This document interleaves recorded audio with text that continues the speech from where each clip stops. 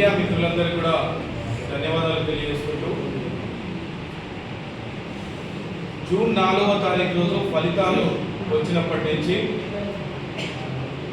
అనేక ఈ నీట్ ఫలితాల్లో అనేక అవకతవకలు కుంభకోణాలు జరిగినాయి, పేపర్ లీకేజ్ జరిగినాయని అనేక వాస్తవాలు మనకు చెప్తా ఉన్నాయి. ఈరోజు దేశవ్యాప్తంగా దాదాపు 40 మందికి పైగా అనేక రాష్ట్రాలలో అరెస్ట్ అయి ఉన్నారు. ఇంకా ఎంక్వైరీ జరుగుతుంది. విచారణలో తేలేది ఏంటంటే 30 నుంచి 50 లక్షలకు ఈ పేపర్లు అమ్ముడు పోయినాయి. అనేక మంది దళారులు ఈ పేపర్ను ఒక రోజు ముందే, పరీక్షకు ఒక రోజు ముందే బయటికి తీసుకొచ్చి దీన్ని అమ్ముకున్నారు. ఇది విచారణలో బయటపడుతున్నాయి, మనం చెప్పేది కాదు. అయినా కేంద్ర ప్రభుత్వం నిమ్మకు నీరెత్తినట్టు తన వ్యవహారము ఉన్నది. ఈ నిన్న కూడా మనం చూసిన పార్లమెంట్లో ప్రతిపక్షాలన్నీ నీట్ మీద చర్చ కోసం పట్టుబడితే సభను సోమవారానికి వాయిదా వేశారు. ఎక్కడ కూడా దేశవ్యాప్తంగా 24 లక్షల మంది ఈ పరీక్ష రాసి ఆందోళన చెందుతుంటే ఇప్పటి వరకు విశ్వగురు అని చెప్పుకునే మన విశ్వగురు ప్రధానమంత్రి గారు మోడీ గారు ఇప్పటి వరకు నోరు తెరవలేదు.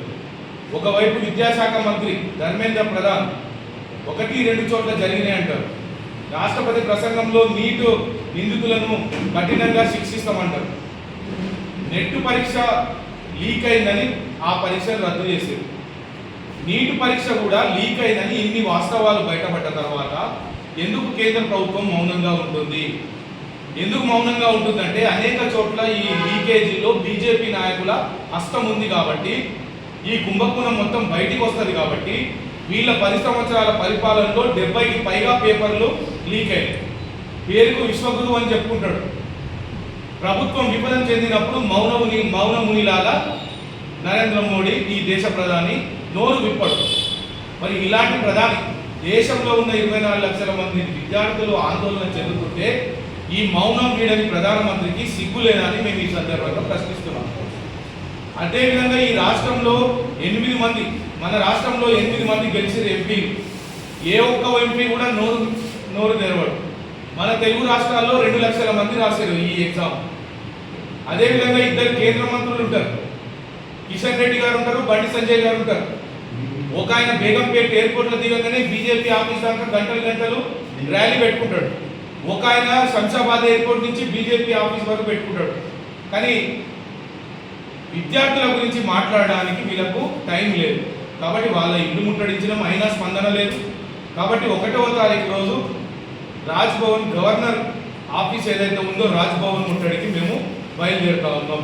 వెంటనే ఈ నీట్ ఎగ్జామ్ను రద్దు చేయాలి, బాధిత విద్యార్థులకు న్యాయం చేయాలి.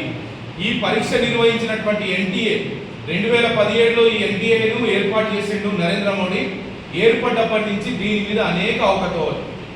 దీనికి డైరెక్టర్ని పెట్టినా, ఇంకెవరిని పెట్టినా, చైర్మన్ పెట్టినా వాళ్ళ ఐడియాలజీ, ఆర్ఎస్ఎస్ ఐడియాలజీ, బీజేపీ మాజీ అధ్యక్షులను తీసుకొచ్చి దీని మీద ఈ పదవుల మీద కూర్చోబెడుతున్నారు. ఇక్కడే మనకు అర్థమైపోతుంది. కాబట్టి వెంటనే నీట్ పరీక్షను రద్దు చేసి వెంటనే తిరిగి పరీక్ష నిర్వహించాలి, ఎన్టీఏని రద్దు చేయాలి. ఇవి 2 చేసే వరకు మా ఐక్య విద్యార్థి యువజన సంఘాల కార్యాచరణ మా కార్యాచరణ కొనసాగుతూనే ఉంటుంది. జూలై 1వ తారీఖు రోజు రాజ్భవన్ ముట్టడిని ఇస్తా ఉన్నాం. ఈ నీట్ పరీక్ష రాసిన విద్యార్థులకు, బాధిత విద్యార్థులకు కూడా మేము ఈ సందర్భంగా పిలుపునిస్తా ఉన్నాం. మీరు కూడా ఈ ముట్టడి కార్యక్రమంలో భాగస్వామ్యం కమ్మని పిలుపునిస్తా ఉన్నాం. ఏఐవైఎఫ్